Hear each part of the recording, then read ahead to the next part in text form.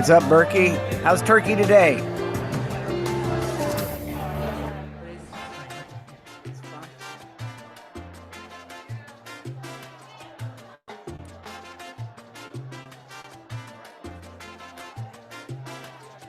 All right, iPhone, I see you on there if you want to come and join us. If you can. We're going to wait a couple minutes just till see if a few more people show up, and then we'll go ahead and get started. We'll probably get started about 3 to 5 minutes after the hour. Hey, there's iPhone. What's up, dude? Who are you? What's your name? My name is Trey Carter. Trey Carter. Trey, are you going to do some time today? No, I'm just checking it out, just trying to see what is the whole layout and how things are. Maybe hopefully next week. No worries. We're here if you need us. Let me get my Drew's here. Let me get my camera on so we can be official.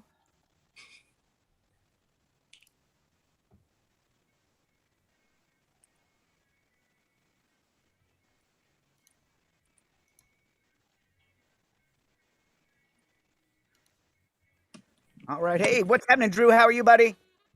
Yeah, how you doing? Good. Trey, where are you broadcasting from today? I'm out of Woodland Hills. Woodland Hills. Okay, you're close by here. How'd you hear about us? Just doing an online surf for open mics and run across you guys of being recommended and seeing the people that you're credited for helping discover or giving them a chance to get some light. And I said, hey, this is a pretty good roster that you've assembled. It's like, hey, just check out the class and the format and jump out there at some point. You got it. That's what we're here for. We got Berkey here. He's in Turkey right now. I'm not kidding. This is what's so cool about this is it's so international. We got Drew. He's in New York, and we have Aram in Atlanta. He's on a green screen right now. He's wearing a green outfit too, so you just really don't see him. Thank you. I'll be here all day. All right. Drew, how you been? Good. Chilling, trying to stay cool. It's been super hot here, so. Is it raining there right now? Not yet. It's supposed to start tomorrow or Thursday. Is the predicted because of the storm coming and stuff like that. My daughter just moved to New York. Oh, nice. She's been there for 2 nights. So, awesome. What part of New York is she living in? She's in the Bronx. She's going to Fordham University. Oh, cool. Yeah, I have a cool. friend who lives up there. Yeah. No, it should be like the next 2 days or something. I think it's supposed to get kind of not great, but hopefully it holds off till Thursday because producing a show on Wednesday and I would like people to show up. Yeah, wouldn't that be nice? Where are you doing the show at? It's in Greenpoint. It's at this place called The Springs. It's a kind of a tiki bar place. It's kind of cool. Nice. Yeah, we sold out tickets, so hopefully people show up. That's awesome. Hopefully people aren't getting too COVIDed out.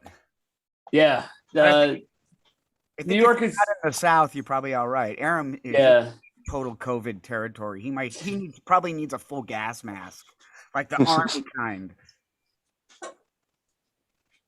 I feel like people in New York are like pretty much like, oh yeah, we'll just deal with it if it happens. But most bars here are, I think most restaurants you have to have proof of vaccination to get it even into. So that's at least keeping it. I guess it's helpful. I don't know. We'll see.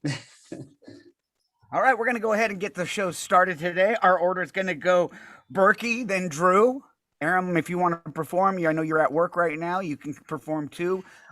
Trey, which is iPhone, he's just going to kind of hang out and check out the vibe for a little bit. We're going to go for 4 minutes today. We'll go 5 minutes today. At the 4 minute mark, I'm going to somehow signal you because my sign died. Let me get it. No. My sign died. There we go. I can make a new sign. My condolences. After 4 minutes, I'm going to hold up this one, and it says 1 minute. That means 1 minute left. You get another minute to wrap up. At the end of that time, I will hold up another one, which says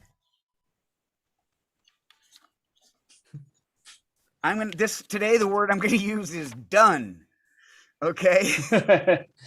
Done. Very When- clear. When Very you clear. see done, you don't have to freak out, but just know that you are done. All right. Remember, this is an open mic. Trey, welcome.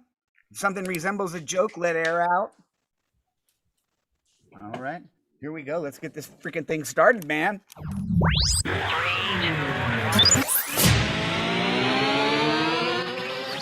All right, ladies and gentlemen, boys and girls, organ donors and doctors, I don't care who you are. I don't care where you're from. I'm just glad you are here today. It is the Greg Dean Tuesday stand-up comedy open mic. Make some noise. Ooh. Okay, wait a minute. Yeah. Thank you. At least humor me, man. You Woo. guys made no noise. I mean, there's nothing. That's all right. I'm cool with it. I could go with the flow, but my head turns red and the veins start popping. That's really supposed to be your signal that you're supposed to make a bunch of noise.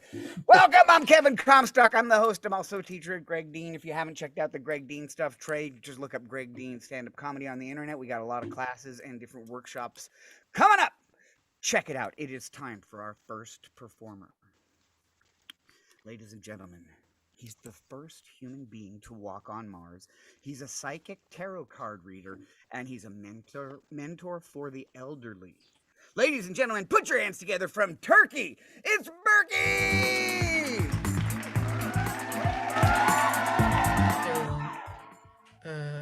So, have you ever been so tired that it's really hard to finish sentences? I'm so tired. I can't sleep at night. Uh, I I have an owl at the house, but my parents don't know that because they're actually sleeping. Uh, I buy stuff to eat for my owl, and my mother is like, "What is this? Like, what are these things? Why are you buying this?" And I'm like, "This is what vegans eat." And they, oh, okay, that makes sense. uh, so, an interesting thing about me, I am disabled. My right arm is disabled, but it's not that disabled. I'm not disabled like, oh, I lost all my limbs except my dick, but then I lost my neck too. or or I am not disabled like Stephen Hawking, right? I can still fuck. Uh, I think I will say I am vaguely disabled. By that I mean I can live on my own, but I don't have to. I could do all my responsibilities, but I also could guilt you into doing that for me. I would just, I would just, it was like, yo, did you wash the dishes? Did you do dishes? I'm like, no. Are you going to? Oh, yeah, I can do it. Yeah. And it's like, and you were like, oh, I'm sorry, I can do it. Okay, no, and eventually you would give up and do it. And or like if you were standing on a bus, you would give me your seat, but then feel like a chump afterwards. It's like that. But it has advantages. Like people don't forget me. Like because it's kind of unique.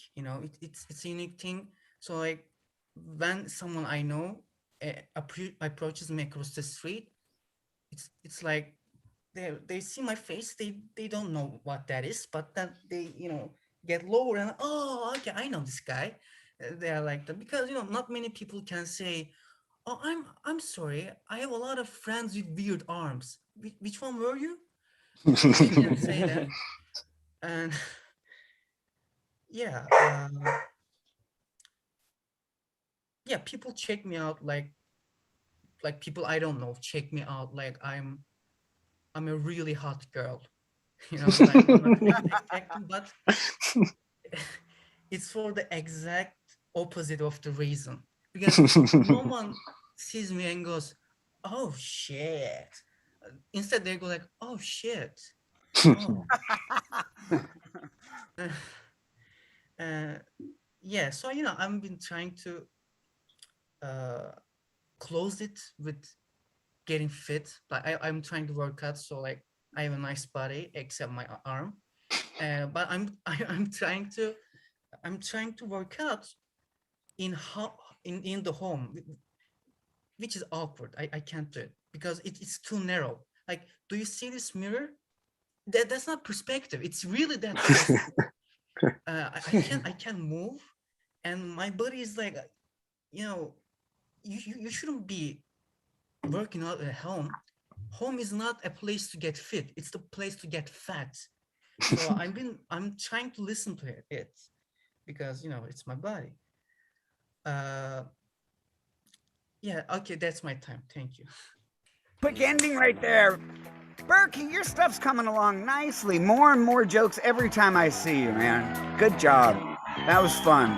Thanks for sharing. You're getting really personal too, and that always makes it good. It's hard to steal jokes from the disabled guy if you're not disabled. Yeah. I mean, I could do it, but then everybody'd be like, dude, you're a dick. And I'd be like, yeah, I'm a total dick.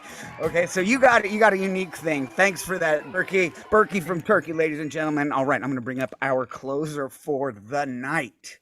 This is exciting. He's the writer, the original writer of the Broadway musical Oklahoma.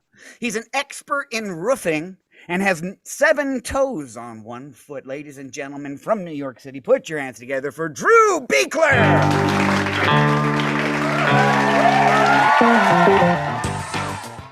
Evan, does this look like a complexion that is an expert at roofing? This is not. I have never seen the sun. I'm an expert at having a roof over my head. If that's the thing. Like Yeah. First, you don't get fit, you get fat. Yeah, exactly. That's right. Guys, I don't like Airbnb. We all I way more prefer hotels. Airbnbs are always, it feels a little awkward walking into those things. I've never walked into an Airbnb and just been like, yeah, this feels legal. I should be here. I've always walked in, it's more like, this is what trespassing feels like, huh? Hopefully this family doesn't come home, like that's the weirdest part of Airbnbs is the photos of the families that you don't belong to just hanging out. They're always watching you. They're judging everything you do. They're like, don't bring mud into our home. That's not where the towels belong. Don't masturbate on that chair. That's a non-masturbating chair. That's a non-masturbating chair. The thing is, I don't know. I'm just, they can be awkward in a lot of ways. Like one time I got I had to stay in an Airbnb. There's a dog barking in the background. I can't do anything about it. It's very man barking. He rules my life. It's a real problem for me. Anyway, back to my Airbnb stuff, is that one time I got back, I was with the bachelor party. We ended up going back to our Airbnb, and the room I had to stay in was an 8-year-old girl's bedroom. Extremely awkward. I was very surprised. It got really weird because I walked in, I see the walls, just posters of kids' stuff. There are kid-sized beds, and the girl that I brought back from the bar was no longer in the mood. Very upsetting. She wanted to play Barbies. Yeah, she's like, there's no way I'm gonna do anything with you in this room. I'm like, fine, I got top bunk then because I ain't no punk. That's right. Yeah. I started doing yoga. Speaking of trying to do stuff at home, started doing yoga at home. I never liked yoga for a while. I just found my favorite position. My favorite part of yoga is savasana, which is the end part where you kind of rest your eyes and you get to sleep. It's the best part. Turns out I've been doing yoga for 8 hours every day for my whole life. I just wake up every morning. It's like, let's do another session. It was a good one. I do about 8 sessions of yoga a day, apparently. Very, very restful. I am very fat. It's the whole thing. I think dating apps are a lot harsher than they need to be. Do you guys know that on the Match.com, if you don't get a match for 6 months, they'll just give you your money back? That's a real thing. I learned that one the hard way. You get your money back. Yeah, 6 months in, I got the worst email of my life. The subject was just, dude, we can't let you be poor and alone. Like, I've never been so sad to receive money. Like, it's great. No, my mom's on dating apps. Which is interesting because I love that she's out there finding love. I really am. I'm really pumped about her for that. But I really wish she would just stop sending me pictures of dudes she's about to go on dates with the message, "Here's your new daddy." Yo, my dad is still alive and they're still married. It's a real problem. It's a real problem in our life. I don't know about you guys, but I got into watching really garbage TV shows during the whole lockdown. Real bad. I started watching this show called Marriage or Mortgage. And the plot of the show is that if you have these people have 30 grand saved up and they have to choose between their dream house or their dream wedding. Kevin, if you had that choice, which one would you choose? I'd buy the house. Thank you, because you always buy the goddamn house. Why does anyone choose the goddamn wedding? It's ridiculous. They might as well call the show, "Hey, do you have 30 grand? Do you want to put it in something that will invest and make you money down the road? Or would you like to just light it on fire?" Which one would you like? Because the only part of the show that I enjoy is that when they choose the wedding, they're so excited. They're like, "We're going to be trending on Twitter, #blessed. You know, it's going to be great." They're so excited. And it just fades to black and says, "Due to COVID-19, none of these weddings could happen." That's called karma. That's karma for a bad fucking decision. That's what that is. My girlfriend is a doctor, which you guys all seem very surprised about. It hurts. It hurts. It happens all the time. Everyone reacts the same way. They're always like, "Oh, why?" Like, "She's a doctor. Why is she with you?" And I'm like, I lied on my internet profile. That's what I did. She's not an intelligent person. She's not a good doctor. I don't know if she's a good doctor or not, but she's very fancy. And the thing is, we have a lot of differences because we have to compromise a lot. She's very used to pampering herself, and I'm not. I'm wearing a t-shirt. This is me dressed up. This is not. I don't like when we fly. We've had to compromise. When we fly, she likes to fly first class, and now since we've dated, we've compromised. Well, she'll fly first class, and I'll go as her carry-on. And let me tell you, the overhead compartments in first class, way more room than coach has ever had. It's very nice. I'm very, very in a different spot. It's very nice. They even have in-flight movies. It's pretty great. Okay, that's going to be all my time. Yeah. Drew Beekler. Now, I just want to know. I mean, there is a point. Where can you get a house for $30,000 though? Well, it's like here's your city shack in Compton. It's like a down payment on a house, right? They do a down payment on a house. Down payment. Yeah. Okay. Yeah. It's not like they're like, "Oh yeah, we're in Detroit. Every house is $300." Like, you know, the show is so annoying that the kid. There's a kid and there's like a millennial couple in the show that legitimately is the most annoying couple ever. They got their 30 grand from their parents and they're like, "We're showing that millennials could do it." You're like, "You're not doing it though." Also, you're not buying a house technically. You don't understand any part of this. Just wear your oversized sweaters and get the hell out of here. Let me see you do it. Let me see you do it without a phone. Yeah, exactly. Any millennial you ask to do something, say do it without a phone, and they just They're like, "We can't look up on TikTok how to do this." My wife is a little bit like that. Like we'll be driving and she won't know where we are, but I'll know where we are roughly because the streets are a grid. Okay, we're at A. We know B is going to be up here, and she literally be like, pull over. We got to see where we are." I'm like, "I know where I am." She's like, "No, we don't. No, we don't know where we are. We don't know, but we do." All right, hey Trey, you want to do a couple jokes? Trey. I don't do well with peer pressure. No problem. I'm playing.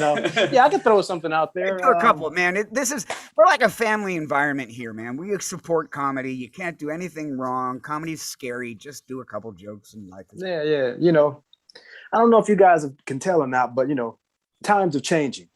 People are changing. I don't know if you can tell, but people are becoming more sensitive. You know, if you say the wrong thing to them, they ask to disappear quicker than $5 worth of gas. I mean, just like that, boom, they're gone. And that's bad because I'm a relationship type of guy. You see what I'm saying? Many times I said the wrong thing to a woman. Next thing I know, her ass was gone, you know? And I needed to pay rent the next week. So I realized there's two type of relationships, okay? You have your good relationships. You got your bad relationships. Now, when you're in a good relationship, everything's great. You wake up smiling every day. You wake up inspired, motivated. Hell, you believe in yourself, right? But when you're in a bad relationship, oh, it's the complete opposite. You never want to get out the bed. You don't give a damn how you smell. Hell, you damn near think about jumping off the roof. You know, and then that's when I realized, hey, the best way to get in a relationship is the same way to get out a relationship. Reverse psychology. That's right. The same thing you did to trick them, to get them, trick their ass to lose them. And I'm just gonna leave it at that. No. All right, Trade. Good job, man. Good job. You just did what 99% of the people on the face of this earth are too scared to do. Give yourself a round of applause, ladies and gentlemen. Check it out. We learned a lot today. It was a small and short show, but that doesn't matter. We still had a good time together. We learned about being guilted into doing something for the disabled guy. We learned about friends with weird arms that are checked out like hot chicks. We learned that Airbnb has a non-masturbation chair. You might actually have to, they might have to label the chairs, you know, don't like no beater chairs or something. I don't know. We also learned that you get the top bunk if you're not a punk. And we also learned about two kinds of relationships. We had good and bad, but the way to get out of them is the same way you get into them. Reverse psychology, lie to them.